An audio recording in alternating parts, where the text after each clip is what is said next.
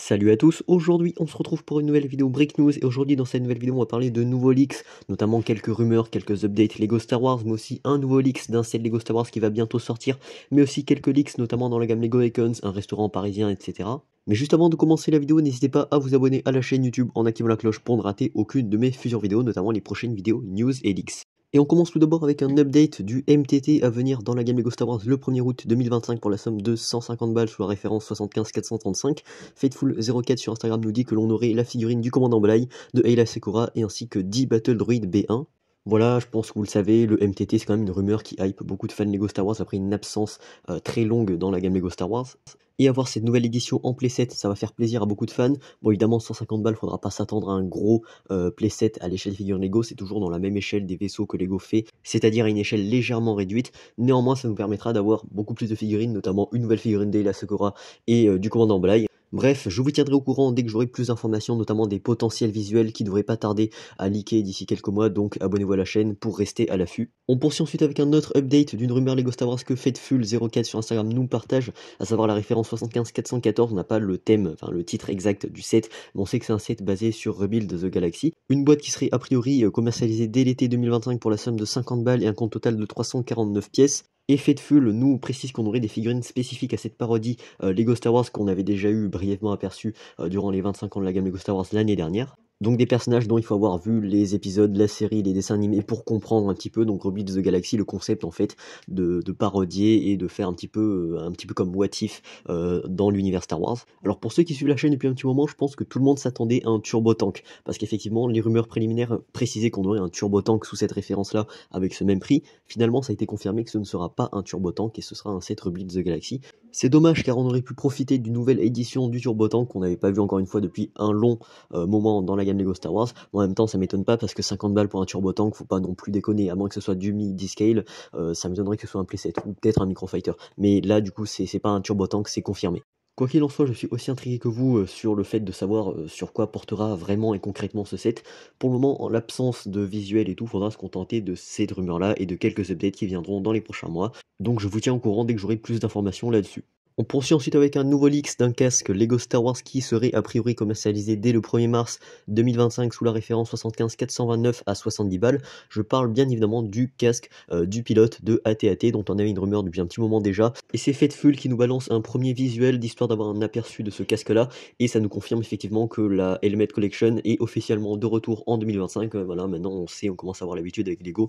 Ils alternent entre les midi-scale, les Diorama et les casques qui font pas tout en même temps.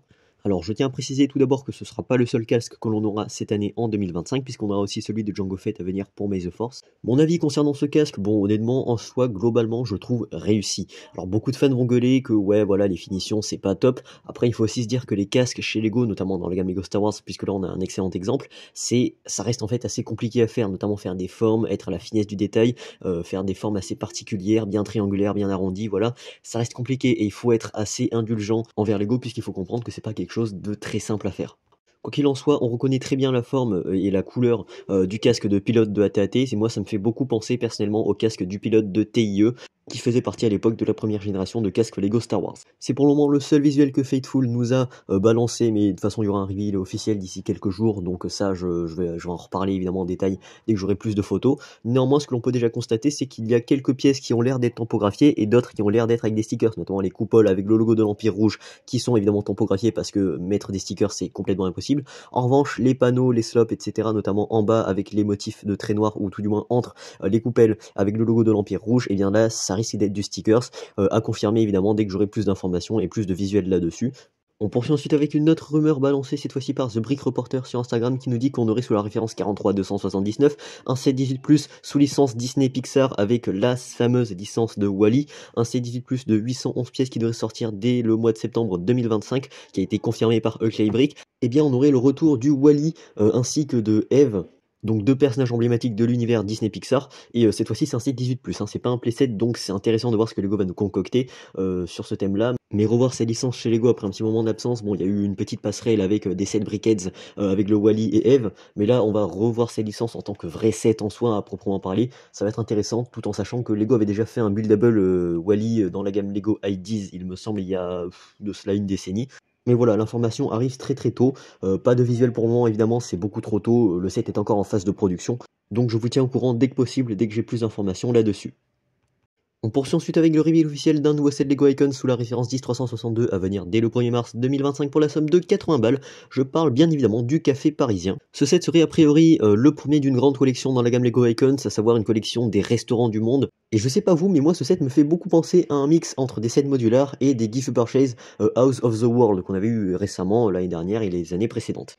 Donc pour moi, ce set qui déjà est à l'échelle des figurines Lego n'est autre qu'un diorama d'une petite façade d'un café parisien et soit dit en passant, je reconnais pas trop le style parisien, je vous avoue. Ok, on a une finesse du détail assez intéressante, notamment le petit croissant, le café ainsi que le journal, mais honnêtement, voilà, en ce qui concerne l'architecture, la façade du café, je vous avoue, je reconnais pas trop l'architecture typique parisienne. Bon, après, on se consolera avec les détails qui sont assez réalistes, assez stylés, notamment apportés à la végétation, mais aussi aux petits panneaux concernant ce que propose ce café, mais aussi la devanture, ou tout du moins la terrasse, avec les chaises, la petite nourriture sur la table, etc. Bon, après, globalement, ça reste un set en mode diorama, plutôt stylé.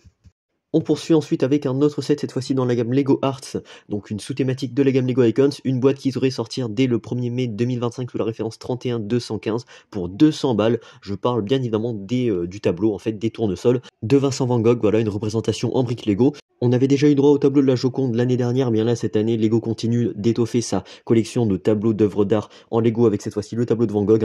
Un tableau assez connu qui, je pense, est exposé au musée de New York, les fans hardcore me corrigeront. Voilà, globalement, je le trouve très réussi. On a un très bon équilibre, tilt non apparent évidemment, et c'est ça qui fait la différence, mais aussi du relief, notamment sur les tournesols. Bon, après, c'est le seul visuel que le Faithful nous a partagé, mais le reveal officiel va pas tarder d'ici quelques semaines. Bon, alors maintenant, ce qui fâche un peu, c'est le prix, parce que ouais, 200 balles, c'est cher payé pour un tableau qui déjà n'est même pas à l'échelle réelle, parce que le tableau de Van Gogh est légèrement plus grand, il me semble. D'autant plus que voilà, 200 balles, même un display, ça coûte moins cher. Et pourtant, bon, ce sont deux domaines complètement différents, incomparables. Mais voilà, pour vous donner une ordre d'idée. Donc bon, est-ce que ce tableau vaut vraiment 200 balles à dépenser pour assembler un tableau au final l'exposer sur un mur, ce qui soit dit en passant, le résultat n'est pas déconnant. Honnêtement, c'est à vous de voir et on en reparlera dès qu'on aura des visuels officiels avec plus de photos en détail concernant ce tableau. Et donc voilà, il est temps de conclure cette petite vidéo Break News du dimanche, regroupant un petit peu d'actualité Lego Star Wars, mais un petit peu d'actualité d'hiver avec quelques reveals officiels et une petite rumeur Wally qui va hyper beaucoup de fans Disney, je le pense.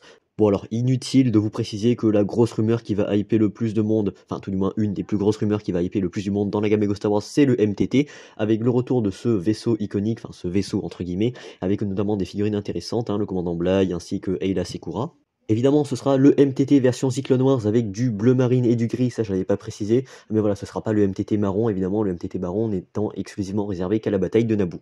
En ce qui concerne le casque du pilote d'AT-AT, on en avait parlé, mais voilà, le set globalement je le trouve réussi, mais on en reparlera en détail dès qu'on aura plus de visuels concernant ce set là. Et c'est pareil pour le set du tableau de Van Gogh, et pareil pour le set du café parisien, que je trouve soit dit en passant assez stylé, mais un petit peu cher. Et en ce qui concerne la rumeur du Wally, voilà, c'est une première rumeur préliminaire pour le moment, pas plus d'informations là-dessus, mais néanmoins cette première rumeur est déjà satisfaisante pour les fans qui comptent étoffer leur collection de la fameuse licence emblématique Wally.